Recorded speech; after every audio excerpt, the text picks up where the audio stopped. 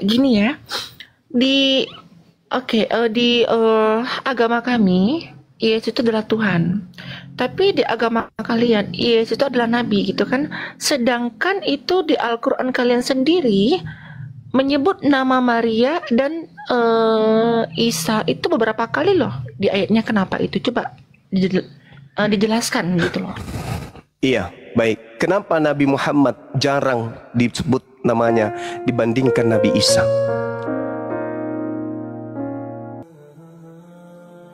Kali ini, Bang Zuma berdebat dengan seorang biarawati Kristen yang cerdas mengenai ketuhanan Yesus. Dalam Islam, Yesus atau Isa dianggap sebagai nabi. Sementara dalam ajaran Kristen, Yesus disebut sebagai utusan Tuhan. Namun, ketika Bang Zuma mengungkap bahwa di Bible sendiri, Yesus tidak pernah mengatakan dirinya adalah Tuhan, sang biarawati pun terdiam. Simak perdebatan ini dan lihat bagaimana penjelasan Bang Zuma membuat lawan debatnya berpikir ulang tentang keyakinannya. Namun sebelum lanjut, jangan lupa untuk memberikan dukungan sederhana dengan menekan tombol subscribe dan like video ini. Dengan begitu, kita sama-sama berbagi kebaikan untuk lebih banyak orang. Iya, iya. Oke, ini kita ngomong serius ya. Kita nggak usah bercanda-canda lagi, kita ngomong serius aja dulu. Iya, iya. Dari tadi saya serius. Silakan. Ini saya mau tanya sama Bang Zuma. Iya. Apa arti konsep ketuhanan itu yang ada di Islam? Konsep ketuhanan artinya konsep di luar makhluk. Al-Quranul Karim menjelaskan dalam surah Al-Ikhlas.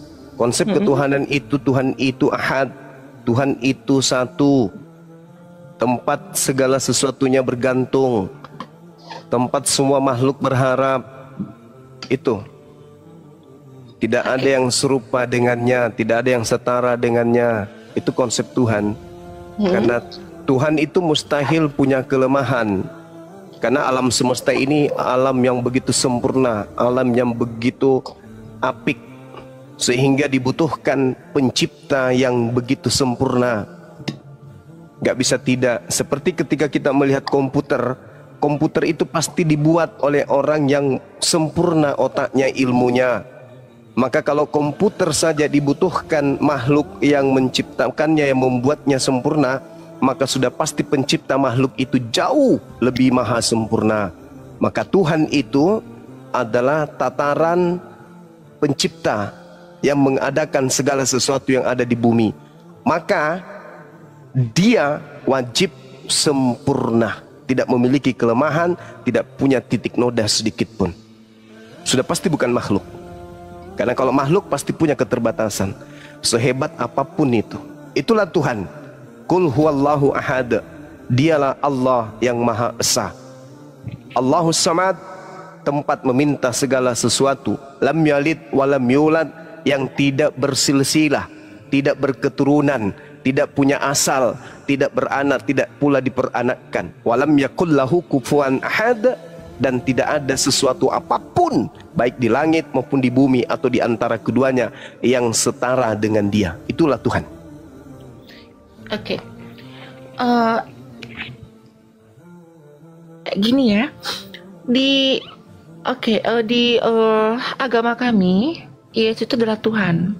Tapi di agama kalian, Yesus itu adalah nabi gitu kan. Sedangkan itu di Al-Qur'an kalian sendiri menyebut nama Maria dan Isa itu beberapa kali loh di ayatnya. Kenapa itu? Coba dijelaskan gitu loh. Iya, baik. Kenapa Nabi Muhammad jarang disebut namanya dibandingkan Nabi Isa? Karena itu tadi, kedatangan Al-Quran sebagai jalan keselamatan. Kenapa Nabi Isa banyak disebutkan? Karena ajaran Nabi Isa dipelesetkan oleh orang-orang terdahulu sampai hari ini. Nah, ini sederhananya adalah ketika kemudian Al-Quran itu karangan Nabi Muhammad, maka tentu pengarang akan mengorbitkan dirinya. Ngapain dia mengorbitkan orang lain? Mending dia orbitkan ayahnya, ibunya, pamannya, keluarganya, keturunannya, dirinya. Seperti Paulus mengorbitkan dirinya dari Paulus, dari Rasul Paulus, dari Rasul Paulus, dari Rasul Paulus. Mending diorbitkan kalau memang karangan. Tapi karena Al-Quran itu bukan untuk Nabi Muhammad seorang, tapi Al-Quran itu sebagai hudan, petunjuk, sirat bagi seluruh umat manusia menuju kepada keselamatan, maka Al-Quran itu harus netral, menyebut sesuai yang hak, menyebut sesuai yang batil, yang salah disebut, yang benar disebutkan. Tak ada tendensi kemudian nepotisme dan seterusnya. Rasulullah menyebut Nabi Isa jauh lebih banyak daripada namanya sendiri. Kenapa? Nabi Muhammad hanya diutus sebagai pemberi peringatan, dan tidak ada satu manusia pun di atas muka bumi ini yang mempertuhankan dirinya, dan tak akan pernah sampai kiamat. Jadi yang harus sering dibahas ini adalah Nabi yang diutus, yang justru dianggap menjadi Tuhan, yang mencelakakan banyak manusia. Miliaran manusia akan masuk ke dalam neraka, direbus dalam api yang mendidih, dikarenakan Nabi Isa disalahartikan ajarannya, diplesetkan ajarannya. Allah mengatakan dalam Al-Quran, wa makaru wa makarallah wallahu khairul makirin. Ahli Torah, ahli kitab, orang Yahudi, orang Nasara menyelewengkan kemudian ajaran Nabi Isa. Mereka membuat tipu daya, mereka buat tipu muslihat, mereka ingkar terhadap Nabi Isa. Bahkan keingkarannya tidak berujung kepada kematian, tetapi berujung kepada dibuatnya sebuah sekte baru di luar Yahudi, disebut Kristen atau Kristianos. Ini yang terjadi. Maka Nabi Isa itu harus diluruskan ajarannya. Coba lihat di dalam Yohanes 16 nomor 14. Ketika ia datang, yaitu roh kebenaran, dialah yang akan mengajarkan kepadamu. Dia akan memuliakan aku, tidak menghinakan, memuliakan. Makanya dalam Islam, Nabi Isa yang kalian sebut Yesus itu makhluk suci. Dia diselamatkan, tidak tersentuh, tidak diludahi, tidak ditampar, tidak ditelanjangi, tidak digantung, apalagi dibunuh. Beliau adalah makhluk terindah, makhluk yang suci, di dunia terkemuka, di akhirat terkemuka. Makanya kami nggak terima kalau Yesus kami, Nabi kami, Rasul kami, utusan Tuhan kami disebut terkutuk untuk dosa-dosa orang Roma. Masakan Nabi kami yang terkutuk untuk dosa-dosa orang Romawi penyembah pagan? Mustahil itu terjadi. Maka Islam datang sebagai pembawa peringatan dan kabar gembira kepada orang-orang kafir. Makanya Nabi Muhammad hanya menyampaikan apa yang diperintahkan. Tidak pernah kemudian dia menyampaikan sesuatu yang tidak diperintahkan. Kalau dia hanya ngarang, maka dia akan menyebut sukunya, dia menyebut bangsanya, dia akan menyebut keturunannya, dia akan menyebut ayah ibunya, dia akan memuliakan keluarganya, rumpunnya saja. Tetapi karena dia diutus bil bayyinah, kata Allah, litubayyina linnas ma nuzila ilaihim wa la'allahum yatafakkarun. Engkau wahai Nabi Muhammad, kuutus ke atas muka bumi untuk menyelamatkan seluruh umat manusia. Maka jangan egois, jangan menyampaikan sesuatu yang tidak aku ajarkan. Ajarkan instruksi dari langit. Apa yang kuperintahkan, itu yang kusampaikan. Begitu juga Yesus, karena dia Nabi. Begitu juga Musa, karena mereka adalah orang-orang sindik. Mereka ini adalah orang jujur, orang terpercaya, al-amin. Mereka nggak mungkin berdusta, mereka nggak mungkin ngarang-ngarang cerita, nggak mungkin. Yesus mengatakan di dalam Yohanes 12:49, aku tidak berkata-kata dari diriku sendiri loh. Apa yang aku katakan, apa yang diperintahkan oleh Tuhanku, katakan dan aku sampaikan. Aku diperintahkan menyampaikan, aku ini utusan, aku sampaikan. Aku diperintahkan mengajarkan supaya mereka orang Israel menyembah hanya kepada Dia yang ada di langit, aku sampaikan. Aku tidak berkata yang lain. Aku perintahkan mereka menjalankan hukum Taurat. Aku ajar mereka melakukan sabat. Aku ajari mereka berpuasa. Aku ajari mereka bersunat. Aku ajari mereka salat, sujud. Itu yang ku diperintahkan. Yohanes 14:24. Firman yang kau dengar dari mulutku itu bukan dari aku, tapi dari Dia yang telah mengutus aku. Di dalam Al-Quran pun dikatakan hal yang sama. Wa iz qala Isa ibnu Maryam ya bani Israel inni rasulullahi ilaikum. Wahai Bani Israel, sesungguhnya aku yang engkau tolak ini tak lain dan tak bukan adalah rasul penyelamat untuk kalian, tapi kalian menolakku. Kalian ya silakan. Oke. Gini Bang ya, itu kan konsep ketuhanan kalian gitu. Kalau kami kan itu tidak ada yang datang ke Bapa melainkan dari Yesus sendiri. Dari Yesus sendiri. Berarti gini, kalau kita pengen masuk surga, berarti kan itu kan dari Yesus sendiri gitu loh. Bener nggak? Nah, konsep kami seperti itu. Jadi gini, ini konsep kematian ya. Nih, ini kalau saya baca di kalian umat Muslim, konsep mati kalian tuh sangat mengerikan loh. Ya, ngeri banget ini. Sampai dibilang apa namanya? Saya lihat nih. Yang ngeri lah pokoknya gitu ya. Nah, bagaimana itu bisa diungkapkan ya? Padahal kan gini, yang mengatakan itu kan orang yang belum mati, tapi dia bisa merasakan itu, gimana tuh? Bisa nggak dijelaskan? Maksudnya? Ya? Gini, contoh ya, itu kan cerita dalam ayat kalian kan, dalam ayat kalian bahwa tunggu, yang orang mati itu loh, yang disiksa kubur itu segala macem gitu, bener nggak? Nah, iya. Bagaimana nabi kalian itu tahu? Sedangkan nabi kalian itu belum mati di saat itu gitu loh. Tapi dia udah bicara azab kubur tadi, gimana itu? Nah, itulah yang saya katakan, Nabi Muhammad itu tidak melakukan penelitian. Seketika apa yang disampaikan, apa yang diperintahkan untuk ia sampaikan. Manusia diutus di atas muka bumi ini untuk melaksanakan apa yang menjadi titah perintah Tuhan. Dan manusia akan dihakimi berdasarkan dengan perbuatan masing-masing. Itu di dalam kitab Kristen pun disampaikan begitu. Kitab Yahudi juga dikatakan demikian. Di Islam juga demikian. Coba lihat dalam Yohanes 5 nomor 29. Apa kata Yesus di situ? Manusia kelak akan dibangkitkan untuk apa? Untuk dihakimi berdasarkan perbuatan masing-masing. Itu, ya gini Bang, itu kan cuma dijelaskan pembangkitan tadi ya, pembangkitan tadi. Di hari itu. Kalau ini terus? Kan kalau di agama kalian, nah itu kan kematian tadi itu kan seperti kematian ya. Itu kan memang didetail kan? Detail kan? Ada detailnya yang seperti dibilang kayak ditokok pakai palu, yang dibilang apa namanya itu terus dia mati nanti lidahnya diituin gitu. Kenapa itu bisa tahu padahal itu kan belum terjadi di saat itu? Nabi kalian kan belum mati gitu loh, paham nggak? Iya paham. Paham. Gimana tuh? Nah, kan saya sudah bilang Nabi Muhammad itu berbicara tidak sesuai dengan penelitiannya. Dia berbicara sesuai dengan apa yang diperintahkan. Apa yang diperintahkan, jangankan yang ada di alam kubur, di dunia ini saja, apa yang diperintahkan, apa yang disampaikan semuanya terbukti. Tidak ada yang keliru. Itulah bukti bahwa dia itu adalah utusan. Utusan siapa? Utusan yang maha mengetahui. Maka ketika Nabi Muhammad menyampaikan kabar, baik itu tentang kehidupan setelah beliau, kehidupan setelah kematian, dan kehidupan setelah bangkit dari kematian, itu semuanya betul. Itu semuanya benar. Kenapa dikatakan benar? Karena dia berkata bukan dari kehendaknya sendiri. Dia berkata sesuai dengan apa yang difirmankan oleh yang maha mengetahui untuk ia sampaikan. Maka diceritakanlah kemudian tentang kematian.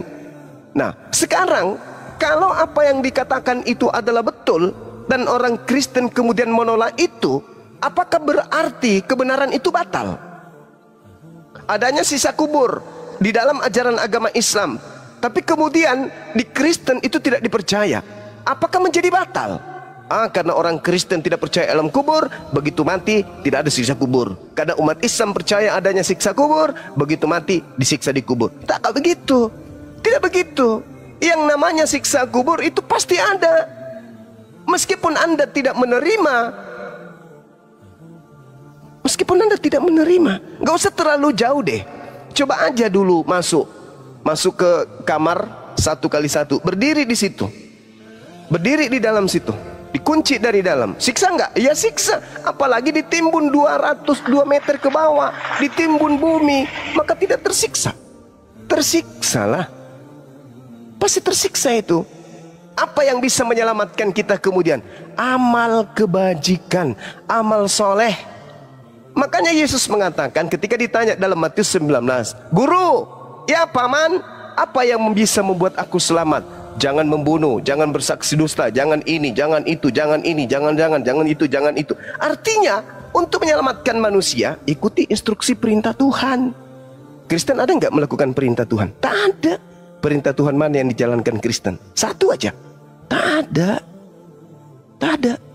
Jadi kalau mati nanti, meskipun mereka tidak beriman kepada adanya siksa kubur, tetap saja kemudian disiksa dalam kubur, mau tidak mau.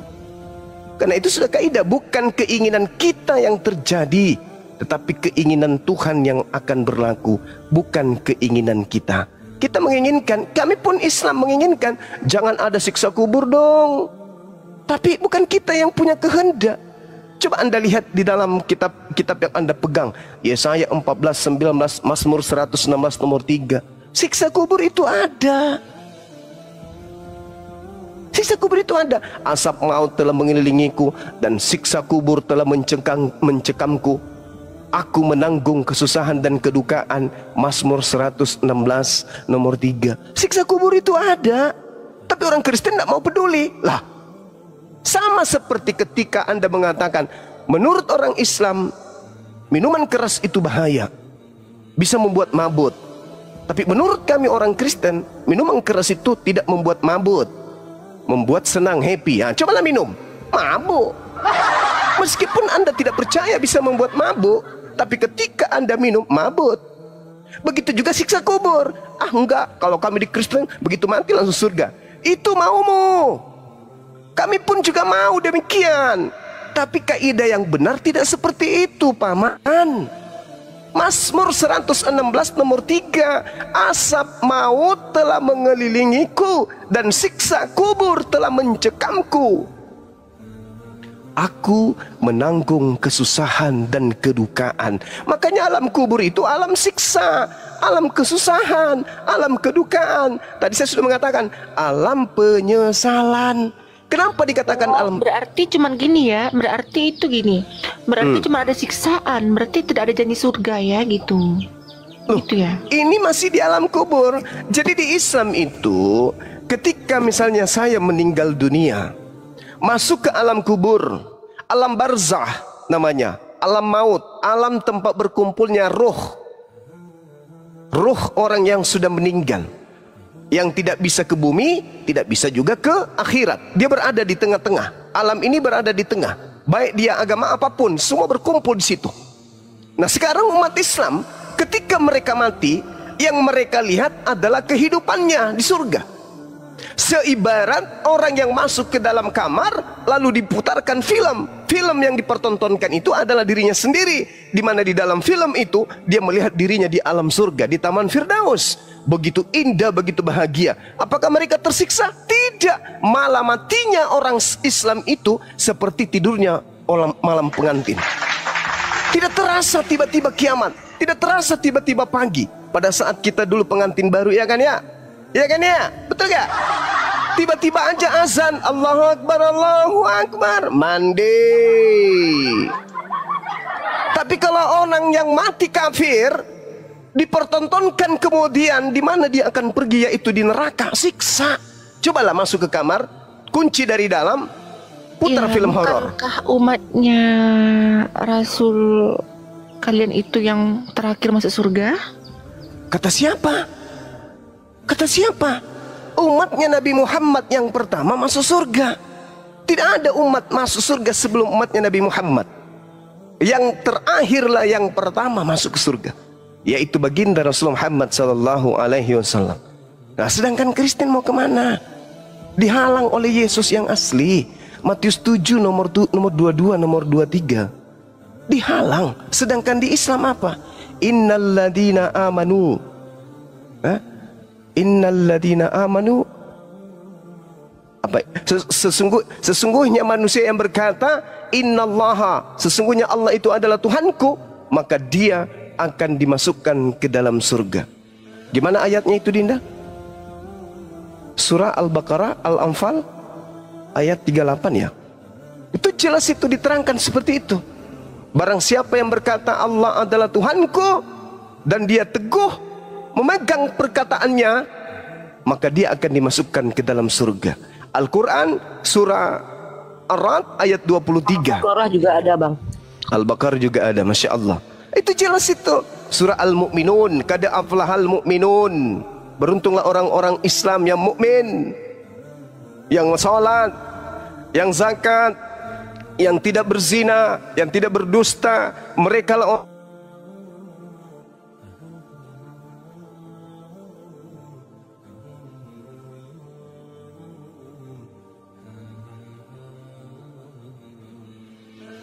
Tes. Bang, suaranya hilang bang. Signal Bang Juma. Iya. Jadi kita masing-masing punya warisan. Umat Islam warisan surga, umat Kristen warisan neraka. Masing-masing kitab kita mengatakan itu. Bagaimana Yesus mengusir orang Kristen yang memanggil dia Tuhan, bernubuat, bermujizat, mengusir setan pakai nama Yesus? Diusir oleh Ya, Yesus. Oke. Buat Bang Zuma ya, terima kasih dulu pencerahannya. Ya mungkin bisa saya cari dulu informasinya gitu ya. Saya Iya. buka dulu. Ya kita kan bisa gini kan. Ya nanti saya masuk lagi. Oke. Kita berdiskusi lagi. Ya oke. Oke, sip. Oke. Belajar lagi. Oke, silakan. Silakan mungkin teman-teman yang lain. Waktu dan tempat silakan kami. Selamat sore Bang Zuma.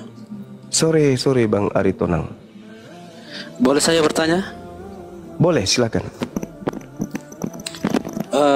Jika kalian mentaati ajaran Allah, apakah membunuh itu juga ajaran dari Allah juga? Ada orang yang punya kedudukan di mana mereka ini halal untuk dibunuh. Ada orang yang memerangi, itu halal untuk dibunuh. Misalnya negara kita ini diperangi, kita harus melawan. Itu jihad namanya. Tetapi di dalam Al-Quran juga tidak boleh membunuh manusia yang tidak dibolehkan untuk dibunuh. Nggak boleh. Barang siapa yang membunuh satu manusia saja, tidak karena ada alasan yang membenarkan, maka dia seakan-akan membunuh seluruh umat manusia. Itu Al-Quran menerangkan itu. Oh gitu ya. Seperti itu. Yes. Lalu kenapa ada seorang oknum yang membunuh anak remaja saat lagi doa rosario? Lantas kesalahannya di mana? Kenapa?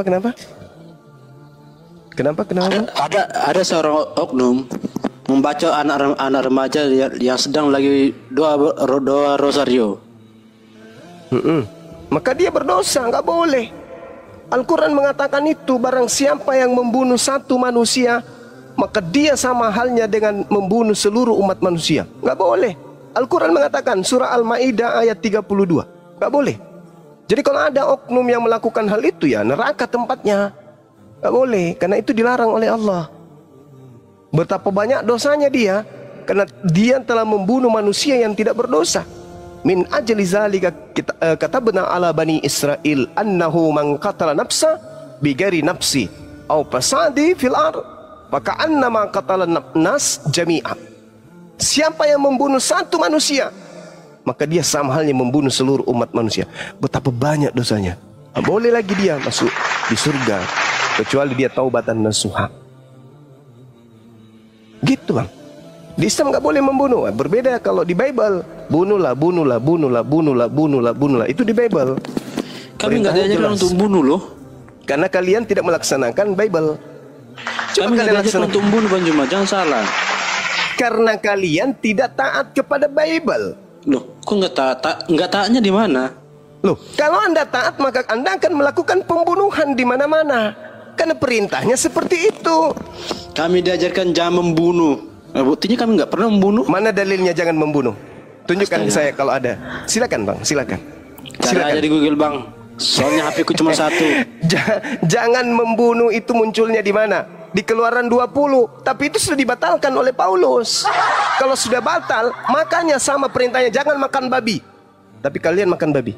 Kenapa? Karena kalian pengikut Paulus. Kalian sudah batalkan perintah-perintah itu. Jangan membunuh, jangan bersaksi dusta, jangan ini, jangan itu. Apa kata Paulus? Dengan matinya Yesus, kita tidak lagi terikat di dalam hukum-hukum itu.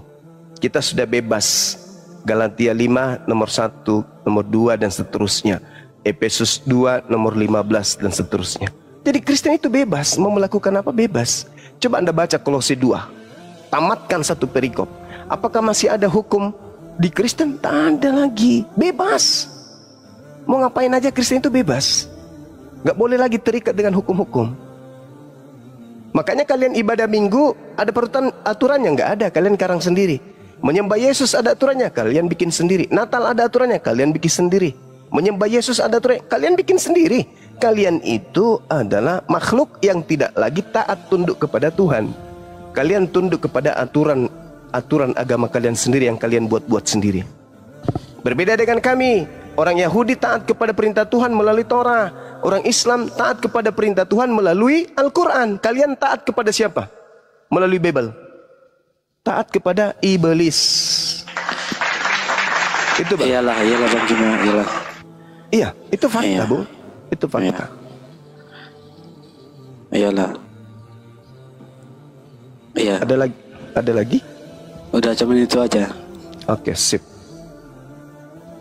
Contoh ya, innalladzina amanu ya ayyuhalladzina amanu idza nudiya lis-sholati min yaumil jumu'ah.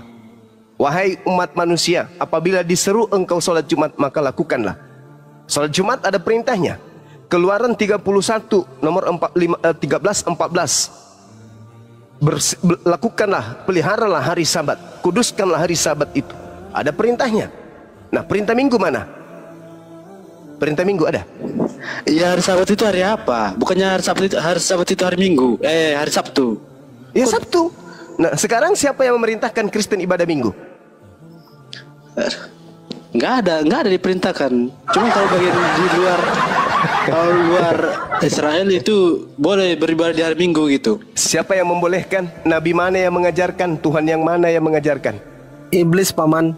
Nah, itu betul. Makanya di dalam Matius 24 nomor 15, apabila engkau melihat sang pembinasa keji duduk di tempat kudus seperti yang dinubuatkan Daniel kepadamu. Apa nubuatan Daniel? Penyesat itu akan datang dan membantah perintah-perintah Sang Yang Maha Tinggi. Apa perintahnya Sang Maha Tinggi kepada Bani Israel? Sabat, Sabtu. Apa perintahnya sang pembinasa keji? Minggu. Perintahnya kemudian Elohim kepada Bani Israel apa? Menyembah kepada Tuhan yang Ahad. Perintahnya kemudian yang datang kepada orang Kristen apa? Menyembah kepada Yesus. Beda kan? Beda. Makanya Yesus mengusir Kristen. Kenapa Yesus mengusir Kristen? Karena Kristen itu bukan ajaran Yesus. Bukan. Saya boleh diperhadapkan dengan pendeta, apapun levelnya, berhadapan dengan saya. Mau 100 pendeta saya sendiri. Saya ingin tanya dari mana asal usulnya agama Kristen ini. Muaranya pasti kepada bukan Yesus. Pasti bukan Yesus. Lalu kepada siapa? Paulus. Dari mana Paulus menerima ajaran itu? Iblis, Paman. Nah, itu betul. Pintar ini anak. Kasih celana dalam dia. Pakai di luar seperti Superman.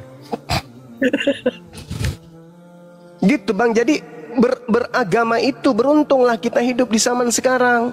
Kita bertemu dengan saudara-saudara kita yang dari Islam, bisa mencerahkan kita meskipun kita beda keyakinan. Begitu juga kami, beruntung bertemu dengan saudara-saudara Kristen. Kami bisa melihat betapa bodohnya, betapa jahilnya orang-orang ini. Zalim sezalim-zalimnya. Bibelnya mengajarkan, tetapi mereka menolaknya. Justru yang mereka ajarkan, yang mereka praktikkan adalah apa yang diperintahkan oleh orang selain daripada Yesus. Padahal jalan keselamatan hidup itu, kebenaran hidup itu Yesus. Bukan Lukas, bukan Markus, bukan gereja, bukan bapak-bapak gereja, tapi Yesus. Apa yang Yesus ajarkan? Itu yang harus dilakukan. 2 Yohanes 1 nomor 6. Barang siapa yang berkata Yesus ada dalam dirinya, maka dia wajib hidup sebagaimana Yesus hidup. Yesus hidup sebagai Kristen atau sebagai Yahudi? Sebagai Yahudi. Berarti Kristen ini siapa? Kan harus hidup seperti Yesus. Kalau mengaku Yesus ada dalam dirinya, maka dia wajib hidup sebagaimana Yesus hidup. Yesus hidup sebagai Kristen atau sebagai Yahudi? Sebagai Yahudi. Kristen Yesus itu Galatia 4 nomor 4 nomor 5, Ibrani 5 nomor 7, Kisah Para Rasul 4 nomor 30. Yesus itu hamba yang suci, hamba yang taat menjalankan segala perintah-perintah Tuhannya. Dia seorang Yudaism. Sedangkan Kristen bukan Yudaism, sekte lain. Siapa pendirinya? Baca Kisah Para Rasul 24 nomor 5. Paulus ini adalah penyakit sampar. Dialah yang telah menyesatkan banyak orang Yahudi di tengah-tengah bangsa yang asing di seluruh dunia. Dia adalah tokoh dari agama Kristen. Jadi kalau di dalam kota Turki, ya, dikatakan di dalam Kisah Para Rasul 11 nomor 26, di Antioquia, Turki, pertama kali pengikut di situ disebut Kristen. Itu pengikut siapa? Pengikutnya Paulus, bukan pengikut Yesus. Karena ingat, Paulus sendiri yang menerangkan di dalam Galatia 2 nomor 8. Apa kata Paulus? Petrus diutus untuk apa? Penginjilan kepada orang-orang yang bersunat. Sedangkan aku diutus sebagai rasul kepada orang-orang yang tidak bersunat. Nah, tuh. Berarti Petrus mendirikan jemaat mula-mula yang diserahkan oleh Yesus kepadanya sebagai jemaat apa? Bersunat atau tidak bersunat? Jemaat bersunat. Jemaatnya Pauluslah yang tidak bersunat. Sekarang pertanyaannya, bolehkah orang yang tidak bersunat masuk ke dalam bait suci? Tidak boleh. Mana dalilnya? Yehezkiel 44 nomor 9. Haram hukumnya orang yang tidak bersunat masuk ke bait suci atau bait Allah atau baitullah. Nggak boleh. Harus bersunat. Sedangkan Paulus diutus kepada orang yang tidak bersunat. Dia malah dia tegaskan dalam Galatia 5 nomor 2. Barang siapa yang bersunat, maka Yesus Kristus tidak berguna baginya. Maka Kristen diajarkan untuk apa? Diajarkan untuk tidak bersunat. Ini ajaran siapa? Sedangkan perjanjian kekal Allah dengan Abraham dan keturunannya adalah bersunat. Paulus mengajarkan jangan bersunat. Tuhan mengajarkan bersunat. Yahudi bersunat, Islam bersunat, Kristen berkulub. Lalu Kristen ini setelah mati mau kemana bawa kulubnya? Sedangkan Wahyu 21 nomor 27, orang yang tamek, najis, tidak boleh masuk ke dalam surga. Sedangkan yang disebut najis, baca Yesaya 52 nomor 1, yang disebut najis adalah orang yang tidak bersunat kulub. Dosa orang-orang Israel semua diampuni oleh Allah, kecuali satu. Apa itu? Memasukkan orang najis ke dalam bait suci. Di mana tertulis? Yehezkiel 44 nomor 6, nomor 7, nomor 8.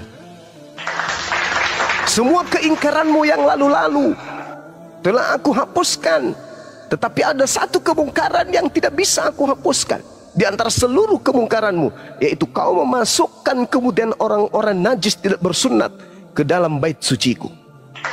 Jadi Kristen ini nanti mau kemana? Pantaslah Yesus mengusir. Nyahlah daripada. Bagaimana mau ke surga ngikut Yesus? Bagaimana mau ke surga? Bang Yesus menghalang. Jangan lewat. Kalian siapa? Menghalang bukankah?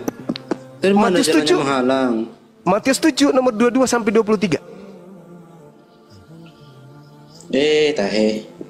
Tahe. Baca. Itu dalil, Bung. Itu dalil. Itu di kitab Anda sendiri yang mengatakan itu. Pada hari terakhir nanti banyak orang memanggil aku Tuhan. Tuhan, Tuhan. Ya paman, bukankah kami bermujizat pakai namamu, mengusir setan pakai namamu, bernubuat pakai namamu? Apa kata Yesus? Pada saat itulah aku Yesus akan berterus terang kepada mereka, wahai Kristen, enyahlah daripadaku, aku tidak mengenal kalian. Kalian semua adalah pembuat kejahatan. Loh. Ada nggak tertulis di situ, wahai Kristen, enyahlah kalian dari hadapanku? Ada nggak tertulis dalam kitab? Lalu yang memanggil Yesus Tuhan siapa? Kalau bukan Kristen? Kami. Ya. Lagian Kalian kan, siapa? Kristen atau Tuhan Yesus Hindu? kan bukan cuma Tuhannya Kristen. Siapa bilang? Itu kan Tuhan Yesus kan hanya cuma itu, Tuhan Yesus kan Tuhannya seluruh umat manusia. Kata siapa? Kata siapa? Kata kita semua. Iya, kata kamu. Yesus aja tidak menuhankan Yesus. Yesus menuhankan Allah. Yesus menuhankan Allah. Yesus menuhankan hakikat yang maha suci lagi maha tinggi. Tidak menuhankan anak Maria. Hanya orang Kristen ini yang muncul belakangnya menuhankan anak orang. Itu tertulis loh bang, tertulis di kitab saudara. Makanya di Al-Quran dikatakan, wa idza husiran nasu kanu lahum ibadatihim, kanu lahum a'da, makanu bi ibadatihim kafirin. Pada hari terakhir nanti orang akan dihimpun, orang dikumpulkan nanti setelah kiamat. Apa yang mereka sembah akan menjadi musuh bagi mereka, dan pemujaan yang mereka lakukan akan ditolak dan diingkari oleh dia yang dia sembah. Nah, Yesus mengingkari. Yesus menjadi musuh kalian. Kalian mau ke surga, Yesus menghalangi. Mau kemana, mau kemana, mau kemana?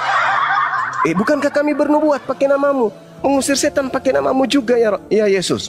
Apa kata Yesus? Hah? Yang ngajarin siapa? Enyahlah daripadaku, kalian semua adalah pembuat kejahatan. Apa nggak sedih digituin? Berharap. Enggak juga lah, Bang, ngapain kamu sedih? Loh, Anda diusir, masa nggak sedih? Buat apa kami sedih, Bang Juma? Sekarang gini aja. Suatu saat Tuhan Yesus akan datang ke dunia ini untuk menghakimi seluruh umat manusia. Udah. Salah Jelas. Salah Anda. Salahnya di mana, Bang Juma? Anda baca Yohanes 8:42. Yohanes berapa? Yohanes 8 nomor 42. Oke, bentar. Ya, baca. Yang keras. Kalau perlu sampai 40 rumah dengar di tetangga Anda.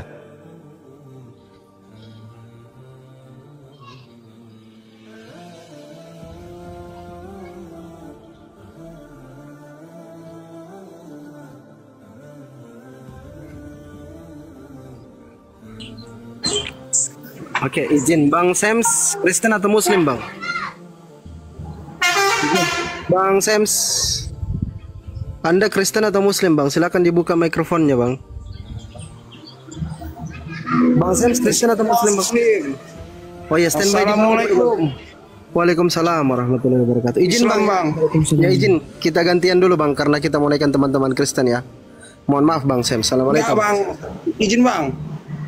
Ya, silakan. Sebentar ya, Bang. Saya ingin menyapa Bang Juma aja. Assalamualaikum, Bang Juma. Waalaikumsalam warahmatullahi wabarakatuh. Izin, Bang. Saya fans Abang tadi. Saya selalu mengikuti Abang. Jadi saya cuma ingin menyapa Abangnya dan tim-tim apologet Islam. Selamat berjuang, Bang. Assalamualaikum. Waalaikumsalam warahmatullahi wabarakatuh. Bangsa. Yohanes berapa tadi, Bang Juma? Yohanes 8 ayat berapa? Yohanes 8 nomor 42. Di situ Yesus berkata, aku datang bukan atas kehendakku sendiri. Endingnya di mana? Anda kan mengatakan dia akan datang menghakimi seluruh manusia. Endingnya di mana? Yohanes 12:48. Itu endingnya. Barang siapa yang menolak aku dan tidak menerima perkataanku, dia sudah ada hakimnya, yaitu firman yang telah kukatakan, itulah yang akan menjadi hakimnya pada akhir zaman. Jadi yang dihakimi Yesus, apakah seluruh umat manusia? Tidak. Dia datang hanya untuk Bani Israel. Dia menyampaikan firman hanya untuk Bani Israel. Jadi yang dihakimi nanti hanyalah Bani Israel, bukan menghakimi saya. Karena asas yang dipakai, hukum yang dipakai untuk menghakimi oleh Yesus adalah perkataan yang pernah keluar terucap dari mulutnya. Dia berkata apa? Wahai Bani Israel, sesungguhnya aku ini diutus hanya kepada domba yang sesat dari Bani Israel. Yesus berkata, Yohanes 10 nomor 5 nomor 6, Yesus berpesan kepada ke-12 muridnya agar jangan ke bangsa lain, tetapi pergilah kepada bangsa yang sesat dari umat Israel. Nanti muridnya itu dihakimi. Kalau sampai muridnya ada yang keluar dari Bani Israel mengajarkan sesuatu yang tidak diajarkan oleh Yesus, maka dia akan dihakimi oleh Yesus. Ditanya dia, hei kau misalnya ditanya sama Yesus muridnya, hei Petrus, ya paman, siapa yang mengajarkan kau sampai ke Roma mengajar? Saya kan sudah perintahkan samamu, jangan ke bangsa lain. Kenapa kau tolak? Apa kata Petrus? Kira-kira, oh itu bukan Petrus saya. Saya tetap waktu hidup tetap penginjilan untuk Bani Israel. Itu ada di Petrus di Roma. Oh itu bukan Petrus saya, Bang. Itu orang lain yang diberi gelar Petrus supaya dianggap saya. Terus ini Kristen ini siapa ini? Kok dia sebut-sebut namaku? Kok dia menyembahku? Kok dia bermukjizat pakai namaku? Ini yang ngajarin siapa? Bukan juga saya. Lalu siapa? No, sana no, yang botak kepalanya no. Enyahlah daripadaku, kalian semua adalah pembuat kejahatan, karena aku tidak mengenal engkau. Lalu yang selama ini kamu panggil siapa? Oh itu Yesus juga memang. Bukankah saya sudah mengatakan di dalam kitab kalian, Lukas 21:8, waspadalah kepada iblis penyesat yang datang kepadamu dengan memakai nama Yesus dan berkata, akulah Yesus. Waktunya sudah dekat dan jangan kau percaya. Penyesat datang mengaku Yesus, akulah Yesus yang kau aniaya. Kamu percaya, padahal kan sudah kubilang jangan kau percaya ketika datang penyesat mengaku Yesus, karena nanti kedatanganku di akhir zaman. Aku datang dengan tubuhku, jasadku. Sedangkan yang datang kepada Paulus itu hanya suara saja, hanya roh yang datang berupa cahaya. Itu bukan saya.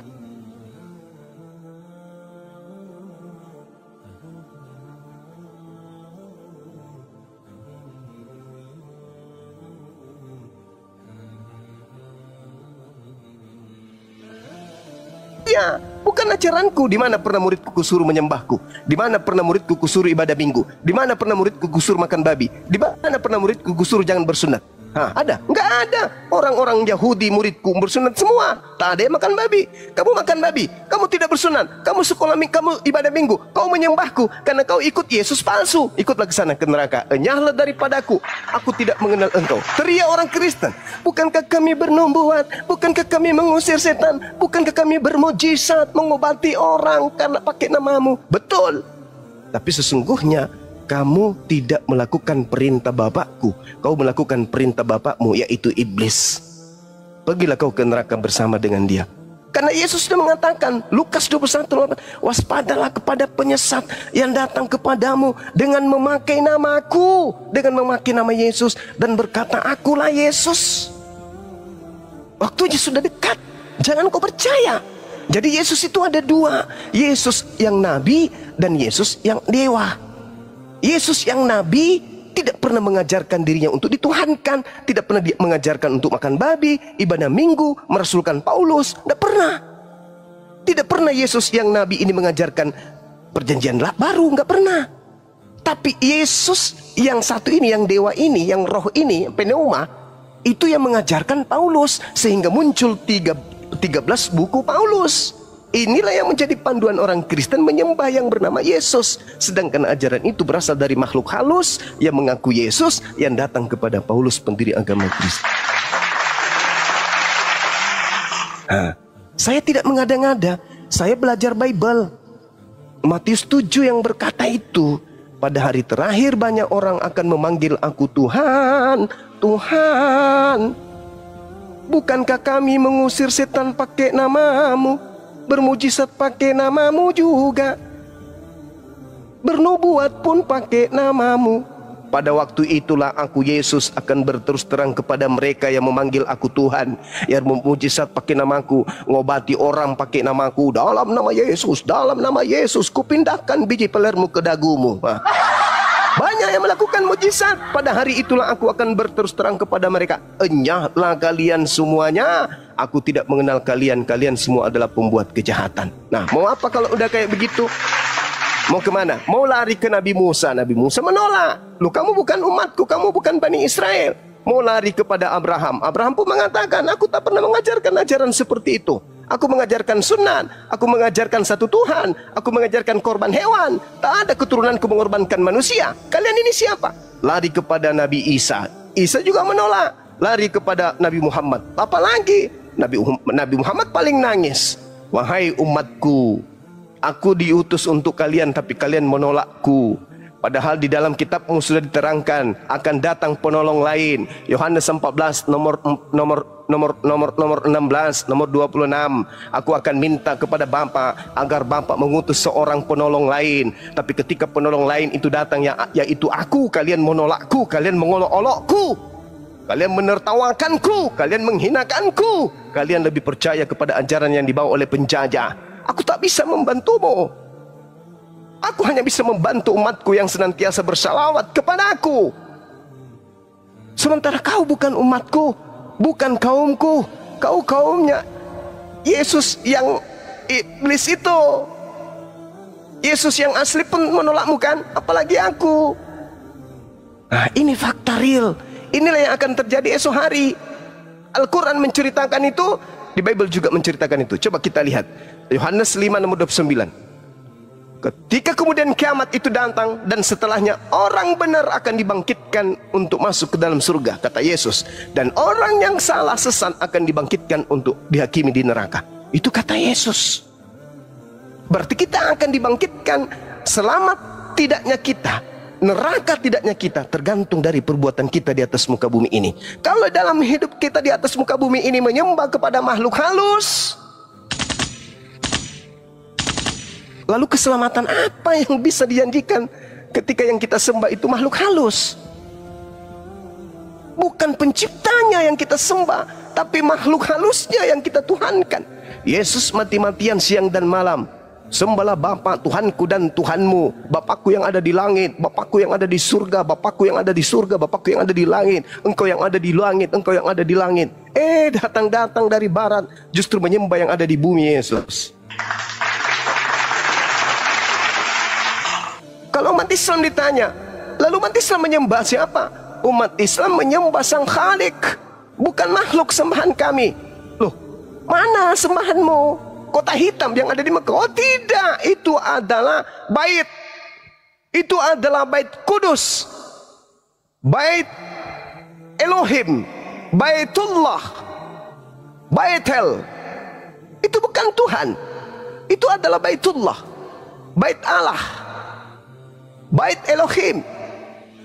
Tapi Anda Hajar Aswad, oh itu batu saksi, sebagaimana Yosua 24:27, sebagaimana Yesaya 6 nomor 7.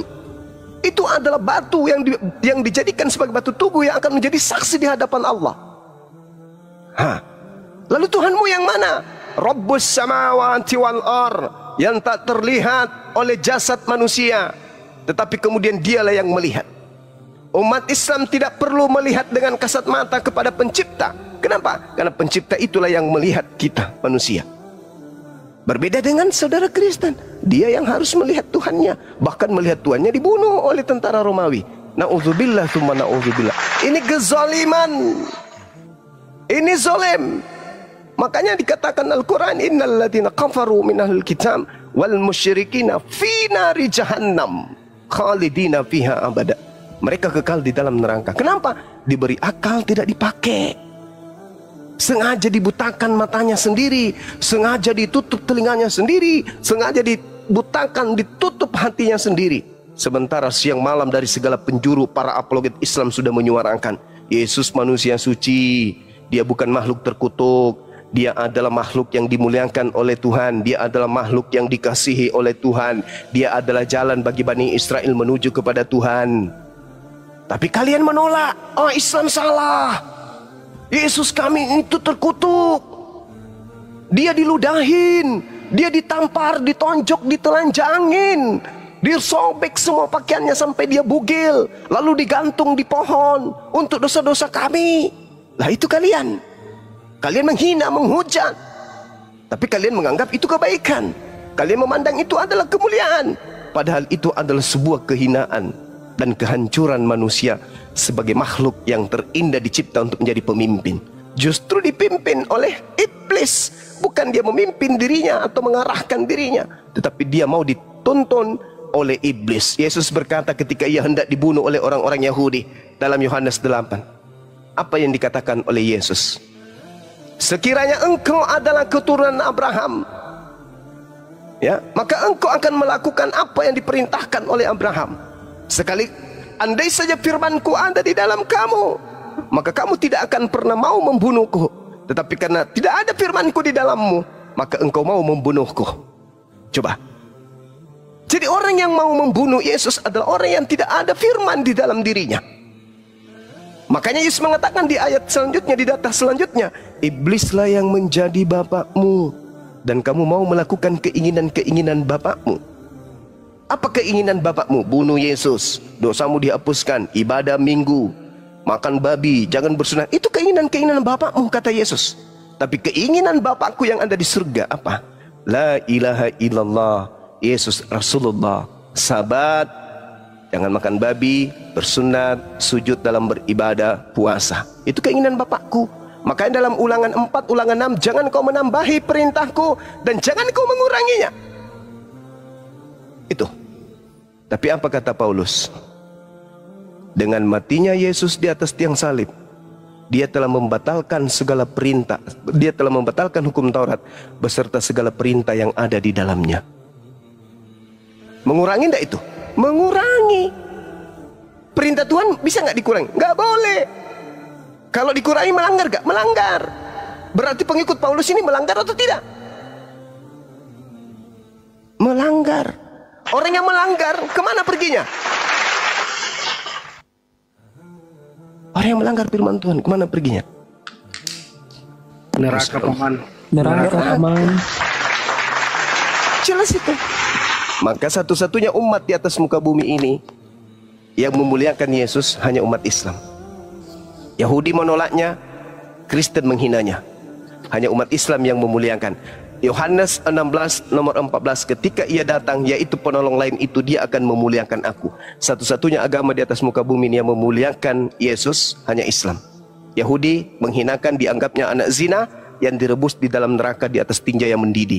Kristen jangankan di neraka, jangankan di bumi, jangankan di surga, di akhirat, di dunia pun Kristen sudah menghinakannya.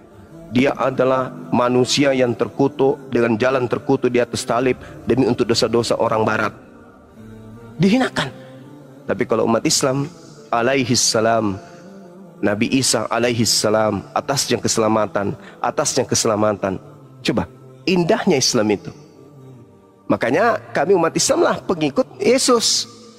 Sementara Kristen itu adalah anti Yesus, anti Kristus. Itulah Kristen. Oke, itu, Bang. Silakan. Boleh aku bertanya lagi? Silakan. Gini, jika Tuhan Yesus adalah Nabi Isa, ya, di mana Nabi Isa lahir dan di mana Tuhan Yesus lahir? Iya, baik. Kalau kita berbicara mengenai kelahiran, sama seperti Bang Zuma. Ada yang mengatakan saya lahir di kota Palopo, ada yang mengatakan saya lahir di desa Monte Carlo, kota terkecil di Mesir Timur. Ada juga yang mengatakan saya lahir di Makassar. Apakah perbedaan-perbedaan ini menyebabkan orang yang memandang Bang Suma lahir di Palopo adalah melahirkan Suma yang lain, dan orang yang mengatakan Bang Suma lahir di Kairo adalah Bang Suma yang lain? Tidak. Tapi dalil kita beda lah. Ya, mana ada beda? Bang Suma cuma satu. Jelas beda Bang Juma. Abang Bang Suma contoh, Bang Suma cuma satu. Bang Suma cuma satu. Tapi ada yang mengatakan saya lahir di Kairo, ada yang mengatakan saya lahir di Dubai, ada yang mengatakan saya lahir di Makassar. Apakah kemudian saya menjadi tiga? Karena adanya cerita-cerita yang berbeda. Ceritanya cuma satu. Lalu mana cerita yang paling akurat, yang bersumber dari Yang Maha Menyaksikan? Yang menciptakannya siapa? Yang di langit. Yang di langit yang mengabarkan. Kalau yang di data kitab kalian yang menceritakan itu adalah wartawan. Kira-kira yang di langit dengan wartawan-wartawan lepas ini, akurat mana pemberitaannya?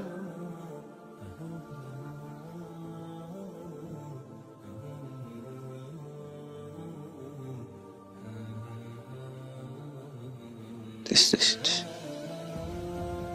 Suara Maha Sami, Maha mendengar, alim, Maha mengetahui. Sedangkan Lukas tidak melihat, Matius tidak melihat ketika Yesus lahir di mana, nggak tahu. Paulus lahir di mana, Yesus nggak tahu. Tapi Tuhan kami yang Maha Menyaksikan tahu nggak di mana ciptaannya lahir pada saat tahu. Itulah yang mengabarkan kemudian ketika ibunya hendak melahirkan, ibunya bersandar di pohon kurma. Nabi Isa lahir di pohon kurma. Tapi kalau Yesus lahirnya di mana? Nah, sekarang Yesus lahir di mana? Aku kan nanya sama Bang Juma. Kalau tunggu. Kalau Nabi Isa disamakan dengan Tuhan Yesus lahirnya di mana? Yesus menurut tradisi kalian lahir di kandang kambing kan? Kandang domba, betul nggak? Iya. Nah, jadi kalau Tuhan Yesus lahir di kandang domba, terus di mana dalilnya di Bible Yesus lahir di kandang domba? Di mana? Kalau ada, saya umrohkan kamu tahun depan. Ada nggak? Sorry lah, aku nggak mau umroh lah. Ya, makanya tunjukkan supaya kau tidak umroh. Maka tunjukkan mana kandang dombanya. Yesus lahir di kandang domba itu tertulis di mana? Ada nggak? Di mana dalilnya? Ada Bang Juma, cuman aku masih belum semuanya aku baca Alkitab. Ya, mana Roh Kudusnya mana? Mana Roh Kudusnya? Bukankah Roh Kudus itu Tuhan yang maha mengetahui? Nah, sedangkan dalam diri kalian ada Roh Kudus. Tanyalah kepada Roh Kudus yang membimbingmu. Hei Roh Kudus, ya Paman, tunjukkan segera di mana Yesus lahir. Maka mulutmu akan dibimbing untuk mengatakan itu. Kalau memang ada Roh Kudus, jangan-jangan roh jahat yang di tubuhmu. Mana? Kalau umat Islam ditanya, wahai umat Islam, ya Paman, di mana Nabi Isa lahir? Roh Kudus membimbing kami, mengarahkan ke dalam kitab suci Al-Quranul Karim. Nah, Al-Quran menjelaskan itu. Lalu apa yang diterangkan kemudian tempat kelahiran Yesus menurut Bible? Kita lihat di dalam Hakim-Hakim 1 nomor 16. Keturunan Hobab ipar Musa orang Keni itu maju bersama-sama dengan Bani Yehuda dari kota pohon kurma. 1. Bani Yehuda ternyata kota pohon kurma. Hakim-Hakim 3:13, raja ini mengajak Bani Amon, Bani Amalek menjadi sekutunya. Lalu majulah ia dan memukul orang Israel kalah. Kota pohon kurma diduduki mereka. Kota pohon kurma ternyata adalah kota orang Israel. 2. Hakim-Hakim 4 nomor 5. Dia biasa duduk di bawah pohon kurma, Deborah antara Rama dan Betel di pegunungan Efraim, dan orang Israel menghadap dia untuk menghakim kepadanya. Ternyata di pegunungan Efraim itu adalah kota kurma. Kemana Yesus sembunyi ketika dia hendak dibunuh oleh orang-orang Yahudi? Baca Yohanes 11 nomor 54 atau 55. Yesus atau 56. Yesus kemudian menghindar dari orang-orang Yahudi dan pergi ke sebuah padang gurun bernama Efraim. Ternyata Efraim itu dikenal dengan kota pohon kurma. Keempat, terlalu banyak. 2 Tawarik 28 nomor 15. Dan orang-orang yang ditunjuk dengan disebut namanya bangkit, lalu menjemput para tawanan itu. Semua orang yang telanjang mereka berikan pakaian dari rampasan itu. Orang-orang itu diberi pakaian, kasut, makanan dan minuman. Mereka diurapi dengan minyak dan minuman. Mereka diurapi dengan minyak dan minuman. Mereka diurapi dengan minyak dan minuman. Mereka diurapi dengan minyak dan minuman. Mereka diurapi dengan minyak. Astagfirullah, kenapa ini? Terpental lah. Astagfirullah. Sorry. Kenapa? Ngelek. Enggak rungkat, ngelek. Aku hadir lagi, Paman. Allahu Akbar. Masya Allah. Sorry, kesalahan yang tidak di ini. Iya. Jadi berdasarkan tempat kelahiran, rupa-rupanya tempat yang bersejarah yang disebut pohon kurma, kota kurma itu adalah tempat Yesus. Sedangkan kalau kita minta di tradisi Kristen, mana dalilnya Yesus lahir di kandang domba? Mana? Kalau ada, Ari Tonang saya umrohkan bulan depan atau tahun depan. Ada nggak? Ada nggak? Yang keenam, Nehemia 8 nomor 16. Dan bahwa di semua kota mereka dan di Yerusalem harus disampaikan berita dan pengumuman yang berbunyi, pergilah ke gunung, ambillah daun pohon zaitun, daun pohon minyak, daun pohon murad, daun pohon kurma. Kenapa aku diturunkan? Aku kan belum selesai. Artinya bahwa tempat kelahiran Yesus itu dikenal dengan kota kurma. Yesus mau tidak mau, lahirnya bukan di kandang domba, tapi lahirnya di area pohon kurma. Subhanallah. Silakan ada bantah. Ya, Bang Zuma, kita ngomong Iya. Tadi saya udah buka Bible atau cari tahu lah gitu kan?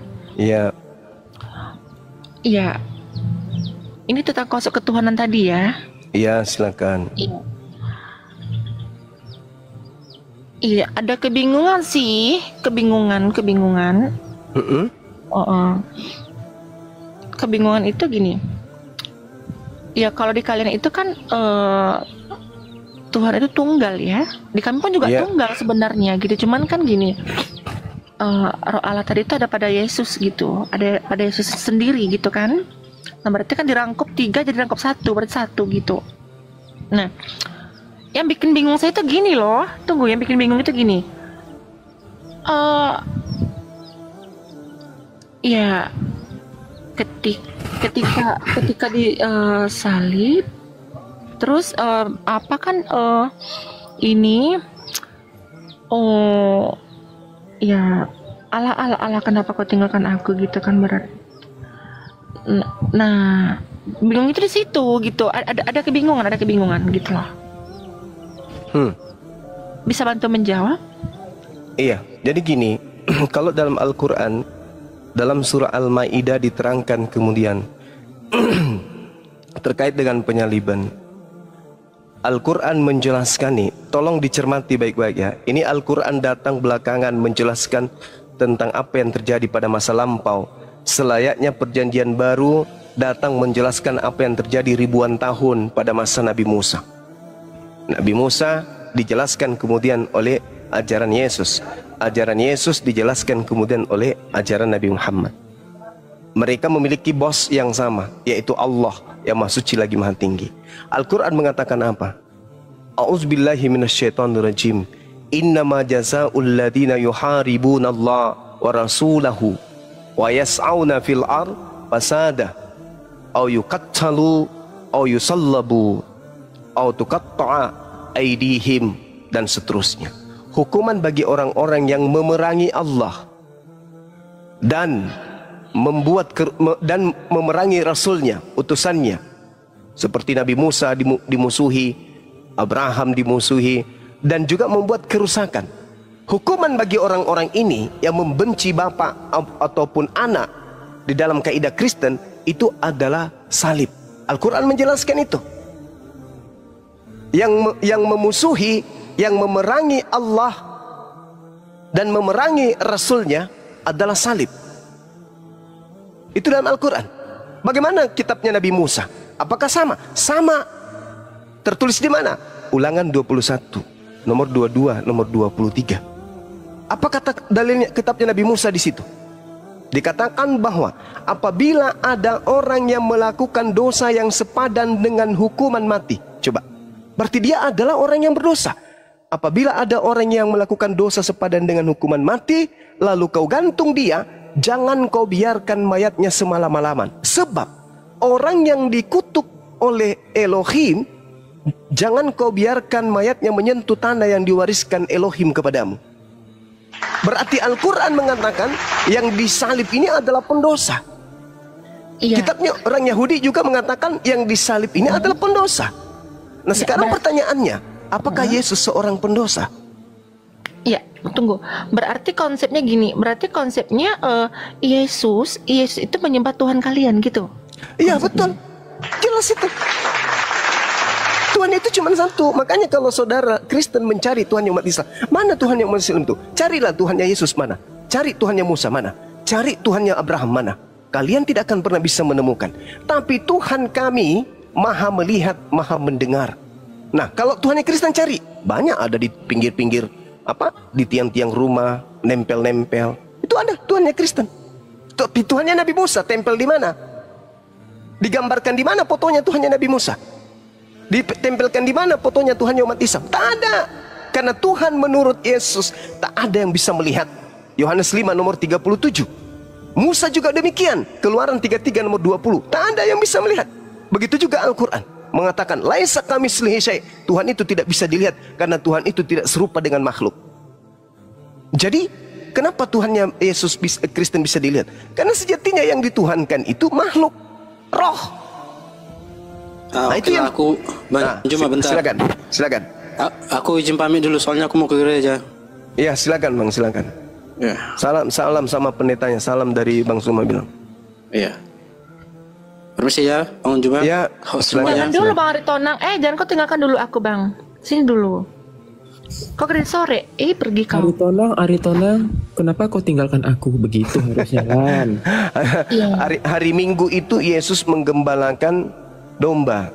Hari Sabtu baru ke gereja, kalian ke balik. Nah, kenapa kemudian Yesus teriak Eli Eli sama Sabaktani? Itu sebenarnya hanya cocokologi yang diambil dari kitab Mazmur. Itu cocokologi, tidak ada hubungannya. Yesus itu tidak pernah memanggil Tuhannya dengan panggilan Eli. Yesus tidak pernah ditinggalkan oleh Tuhan karena dia adalah orang yang dikasihi. Mazmur 37 nomor 28 29. Tuhan tidak akan pernah meninggalkan orang yang dikasihi. Sementara yang ada di Mazmur berapa itu teman-teman? Mazmur 2 ya? 22 ya? Ya, berarti kan konsepnya gini Bang. Konsepnya itu Tuhan, berarti Yesus sendiri itu menyembah Tuhan kalian gitu kan? Nah, betul. Intinya. Iya, memang. Yesus menyembah Allah yang maha suci lagi maha tinggi. Bukankah Yesus itu Allah? Allah itu gimana? Sendiri. Oh, tidak bisa. Karena Allah itu bukan makhluk. Bilangan 29 nomor 13. Allah bukan manusia dan bukan anak manusia. Yesus manusia dan Yesus anak manusia. Bagaimana bisa dia Allah? Yesus berkata di dalam Yohanes 5 nomor 37, Allah itu tidak bisa dilihat, suara Allah tidak bisa didengar. Kata siapa? Kata Yesus. Berarti Yesus bukan Allah. Ya emang bukan. Ya tapi kan roh Allah itu ada pada dirinya sendiri gitu loh. Semua manusia itu rohnya adalah roh Allah.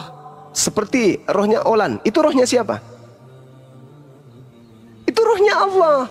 Makanya di dalam Kejadian 6 nomor 3, rohku, Allah berfirman, rohku tidak selamanya berada dalam diri manusia.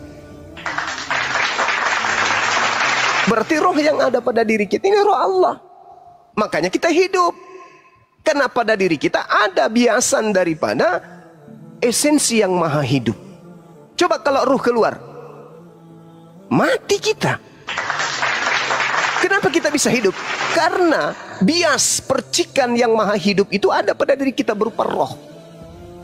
Kalau roh dicabut, mampus. Secantik apapun Anda, mati pasti. Semancung apapun hidungnya, selentik apapun bulu bibirnya, pasti mati kalau roh itu keluar. Kenapa? Karena unsur yang Tuhan berikan berupa roh yang berasal dari dirinya udah diambil, mampus, mati. Jadi roh yang ada pada diri kita itu adalah roh Elohim.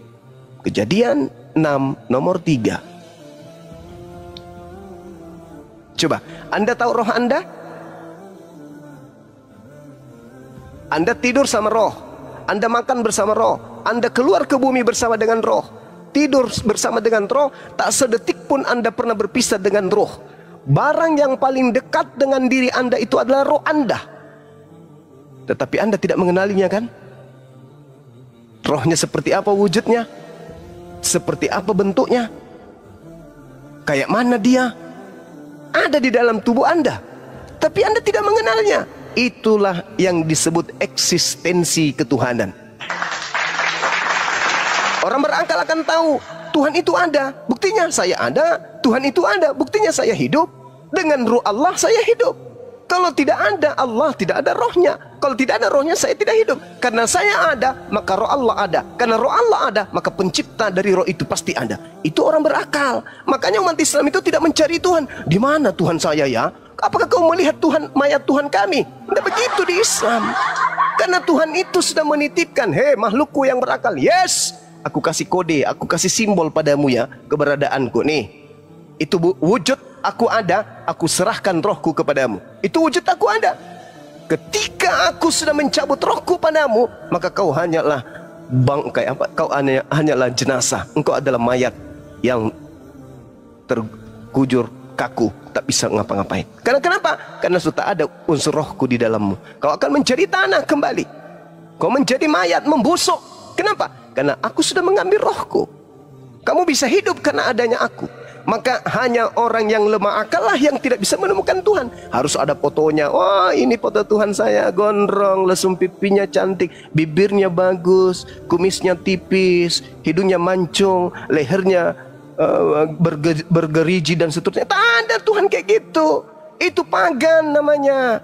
Orang yang berakal itu pejamkan mata, berseru, wahai engkau yang menciptakan alam semesta. Maka yang menciptakan alam semesta itu mendengar, melihat. Oh, hambaku si Fulan lagi memujiku, lagi memuliakanku. Itu orang yang berakal itu begitu. Makanya Nabi Abraham, mana Tuhannya? Tak bisa kita lihat. Tuhannya Musa mana? Tak bisa kita lihat. Tuhannya Yesus mana? Tak bisa kita lihat. Tuhannya Nabi Muhammad? Tak bisa kita lihat. Lalu apa? Bagaimana cara kita berhubungan dengan esensi yang menciptakan kita? Dengan cara ibadah. Makanya umat Islam itu 5 kali sehari semalam. Ngapain mereka? Berkontak dengan Tuhan. Berbeda dengan kalian. Ada harus patungnya di depan, sujud di situ, cium-cium patungnya. Apa itu? Pagan. Mempertuhankan makhluk. Ya, sebenarnya bukan mencium patung gitu loh. Itulah wujudnya. Itulah apanya tadi itu, inkarnasinya tadi itu gitu. Pagan itu pagan itu namanya. Artinya sama seperti orang Quraisy. Mereka tidak mempertuhankan berhala-berhala itu, tidak. Mereka jadikan berhala itu sebagai mediasi. Ketika mereka ditanya, siapa yang menciptakan kalian? Allah. Siapa yang menjadikan semuanya ini? Allah. Kenapa kamu menjadikan patung berhala-berhala ini? Karena kami tidak bisa melihat Allah. Maka kami bentuk ini sebagai mediasi bahwa kami menyembah kepada Allah. Tapi kamu mempertuhankan ini? Tidak, kami tidak mempertuhankan. Kami hanya memediasikan ini, membentuk. Itu sama halnya. Makanya ada perintah dalam kitabnya Nabi Musa. Jangan kau membentuk, jangan kau membuat patung yang menyerupai apapun baik di langit maupun di bumi.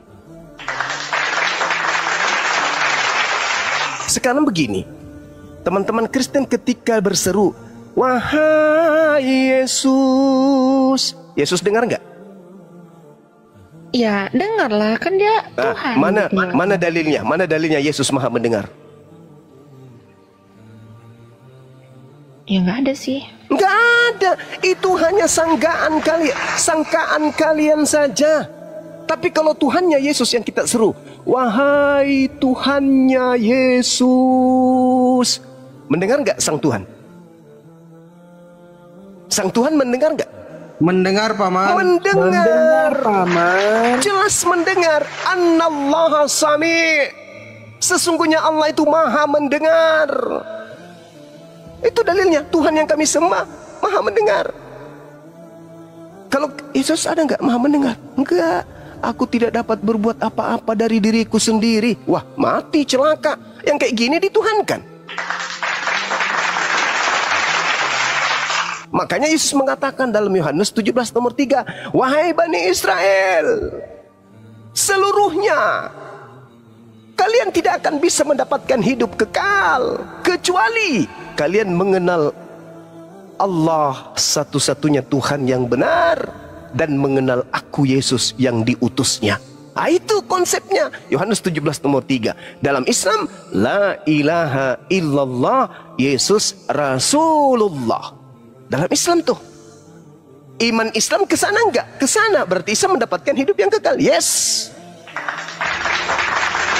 Kristen bisa enggak mendapatkan hidup kekal? Gimana ceritanya? Keluaran 20:3. Jangan ada ilah lain di hadapan.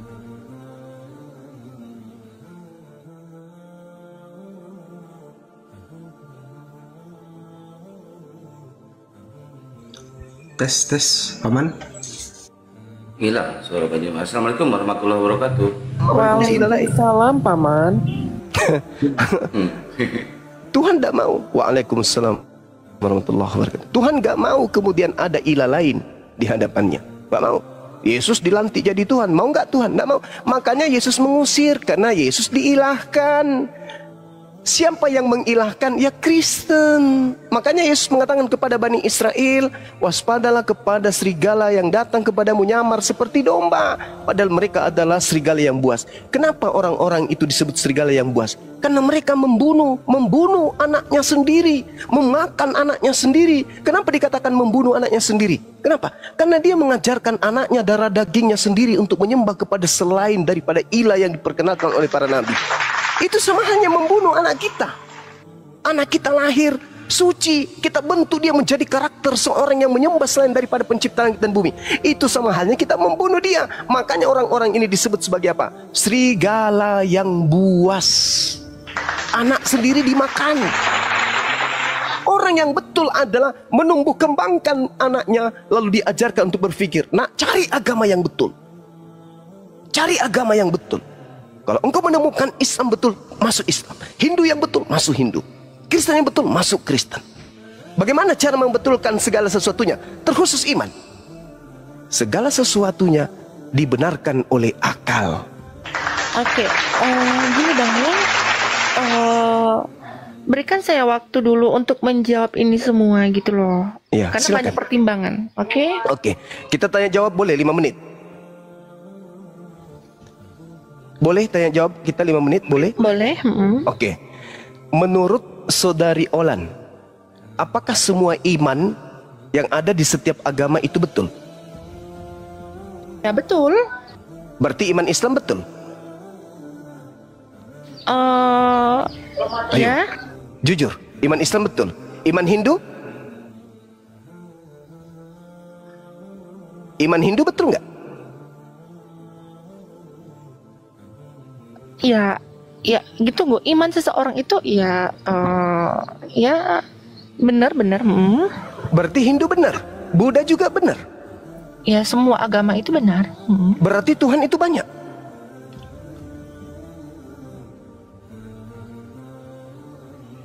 Iya ya.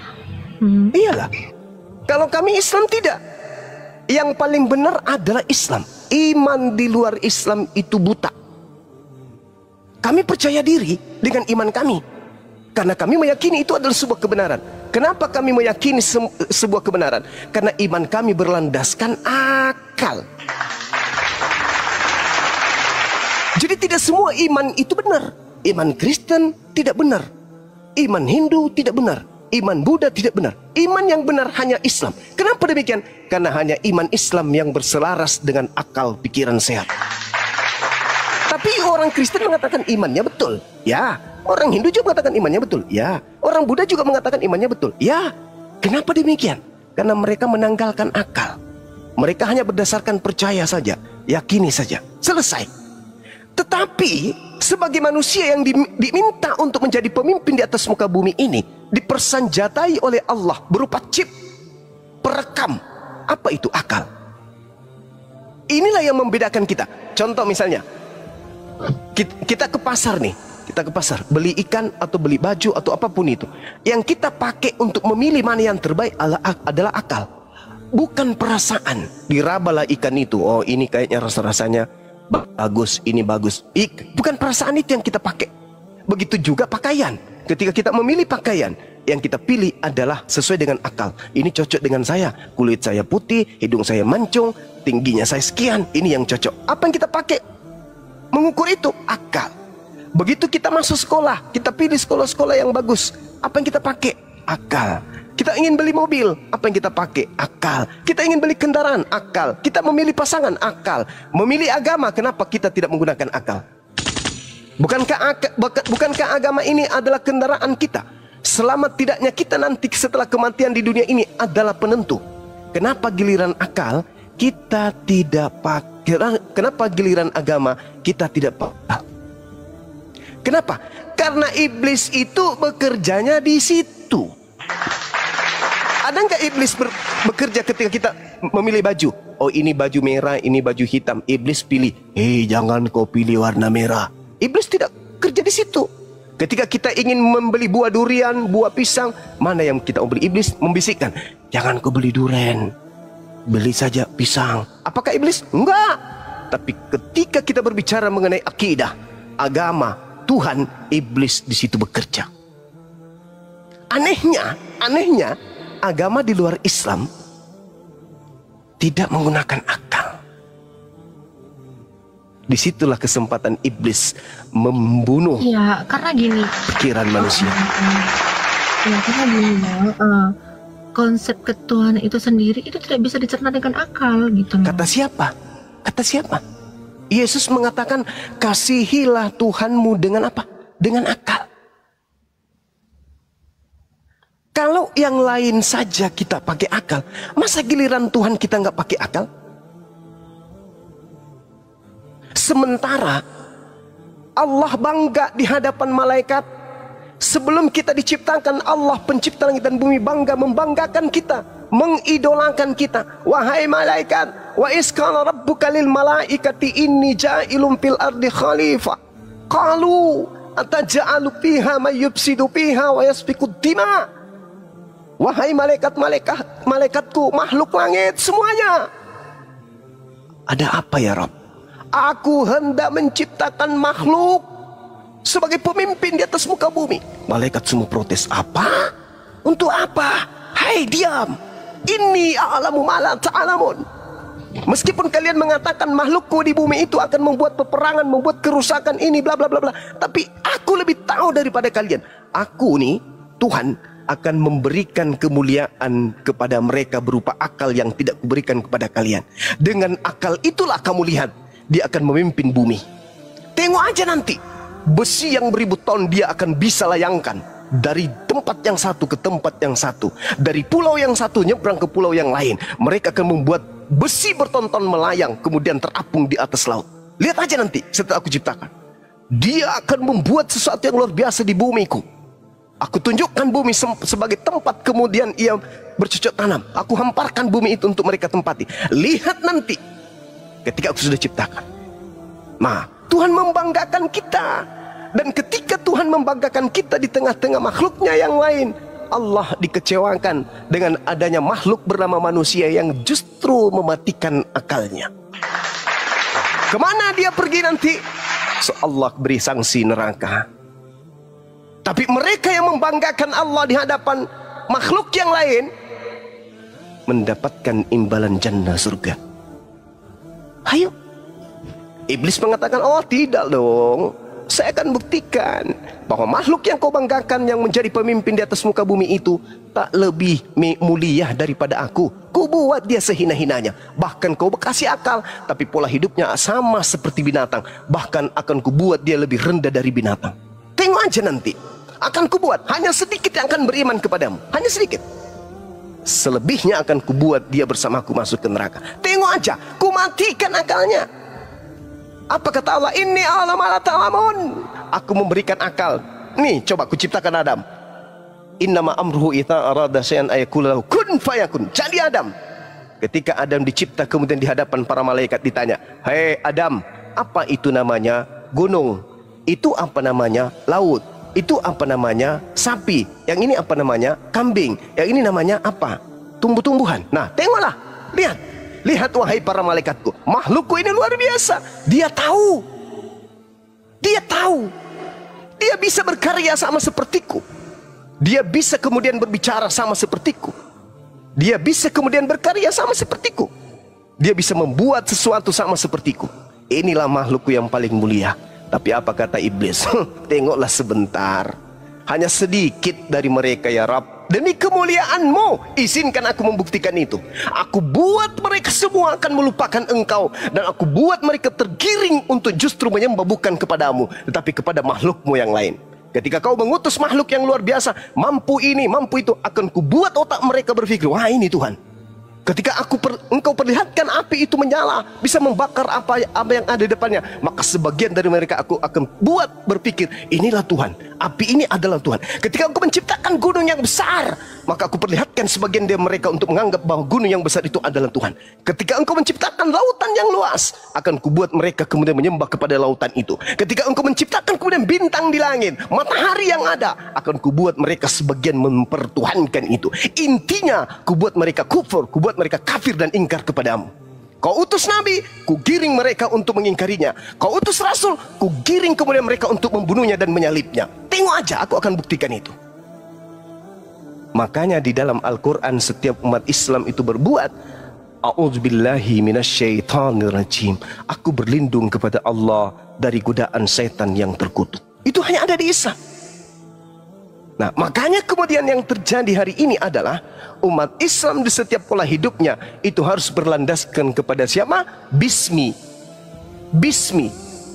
Dengan menyebut nama Allah. Itu yang terjadi. Ya jadi segitu ya teman-teman yang Kristen utamanya. Kenapa umat Islam itu dihadirkan oleh Allah sebagai pembawa kabar gembira dan pembawa peringatan kepada kalian. Karena kalian berasal dari agama terdahulu, agama leluhur kalian, tidak berasal dari agama para nabi. Karena itulah kemudian agama nabi terakhir datang sebagai pola kabar gembira dan pemberi peringatan. Anda mengikuti kabar gembira itu, Anda mengikuti pembawa peringatan ini, alhamdulillah. Kalian ingkar, maka siap-siap bersama dengan iblis di dalam api neraka. Saya kira begitu. Teman-teman sekalian, silakan dilanjut. Di sini sudah hampir masuk pukul setengah 6. Tandanya kita harus menuju kepada maghrib. Silakan. Olan kemana? Terpental. Oh, terpental. Dibawa sama Lucifer keluar. Silakan dilanjut. Silakan Dek, silakan. Kang Dito, Akang, silakan. Christian. Mau nanya nih, Juma. Iya. Boleh nanya? Quran boleh. Abad 7 yang buang Quran abad 7 naskah asli siapa? Kenapa? Yang Quran yang abad 7 naskah aslinya yang buang siapa? Naskah asli dibuang. Asli dibuang. Naskah itu apa, Bang?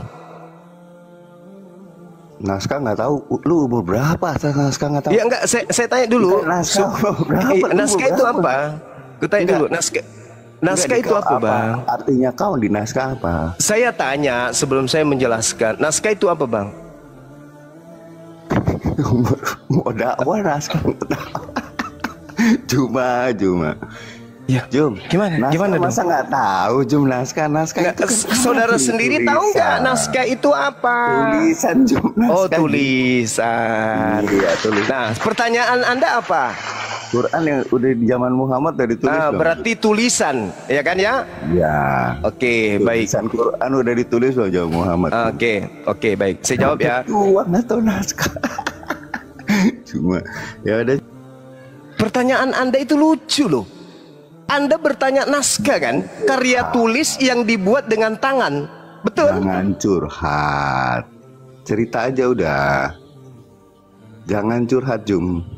Cerita naskah itu yang abad. Ya udah turun. Anda turun. Anda turun aja, turun. Ya, gitu lebih bagus. Aman kok?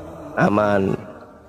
Karena kalau saya sampai menghantam Anda nanti, mana karya tulis yang dihasilkan angkatan pertama murid Yesus? Mana? Nangis Anta? Nangis. Jadi mending Anda turun. Karena Al-Quran itu budayanya jelas. Budaya lisan, hafalan. Kemudian budaya tulisan. Dua pembenteng kuat dari sanad Al-Quran.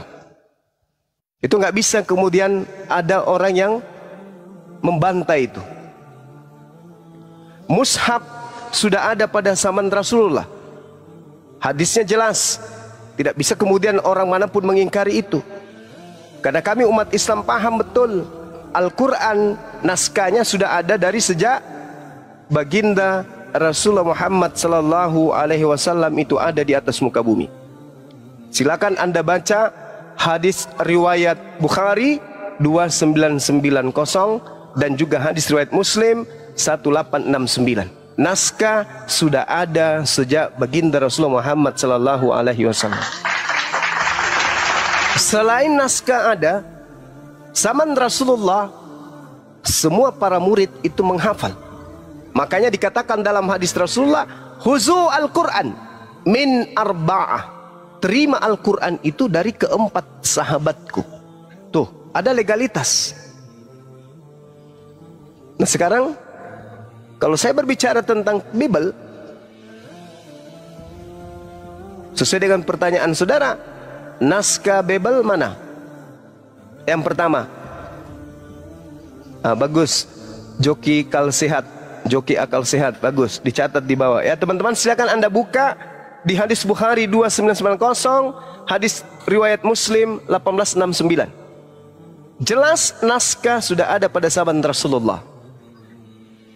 Artinya Rasulullah mengetahui naskah tersebut, Rasulullah membaca naskah tersebut, Rasulullah menghafal bersama dengan para sahabatnya tentang Al-Quran ini. Nah, yang dituliskan kemudian secara budaya tulisan itu adalah hafalan dari naskah-naskah yang ada. Itu jelas itu. Jadi sanad Al-Quran itu luar biasa. Sanad itu adalah mata rantai penyampaian Al-Quran. Manuskripnya jelas, naskahnya jelas, apalagi hafalannya jelas, tulisannya jelas, bacaannya jelas. Itulah Al-Quran. Tapi kalau Bible, selangkah dari Yesus, pada zaman Yesus ada nggak orang yang kemudian menulis Bible? Zaman Yesus tak ada. Bagaimana teman-teman, sudah dicek hadis tadi? Betul? Betul adanya bahwa naskah sudah ada zaman Rasulullah? Coba dicek.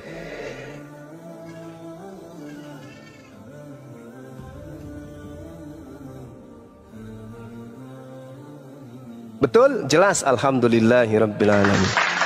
Nah, ada nggak yang bisa menunjukkan jawaban apakah naskah Bible sudah ada zaman Yesus?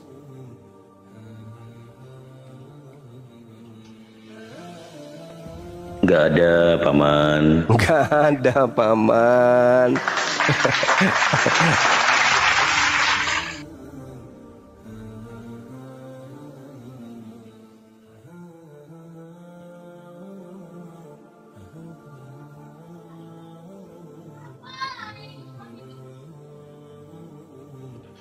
Oke, silakan teman-teman diambil alih dulu. Ya, Bang Zuma, iya kan persiapan maghrib kan? Iya, iya. Ya. Bang Ato, silakan dibuka mute-nya Bang, Kristen atau Muslim. Bang Ato Liti. Silakan Pak Ato. Pak Ato Liti. Kang Dito, lanjut. Siap, Masya Allah. Saya tadi belum sapa ini gurunya Bang Zuma. Assalamualaikum Bang Zuma. Waalaikumsalam warahmatullahi wabarakatuh. Masya Allah. Allahu Akbar. Masya Allah. Siapa yang tidak mendapatkan hikmah dari dakwah atau mungkin pencerahan dari abang kita Bang Zuma, Masya Allah. Saya rasa orang yang sudah menggunakan akalnya insya Allah mudah mendapatkan hidayah. Amin amin ya rabbal alamin. Ya, semua orang itu berpikir pakai akal, nggak mungkin nggak pakai akal. Muncul lagi nih. Iya. Kaget saya.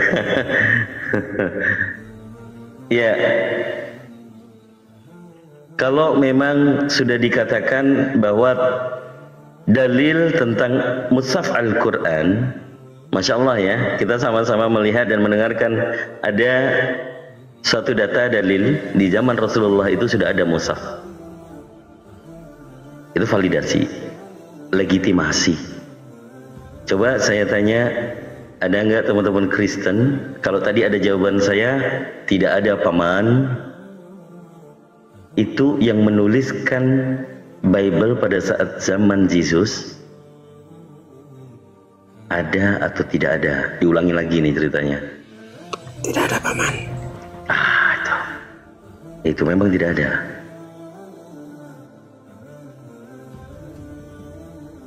Jadi ini kaulan mau tanya apa lagi?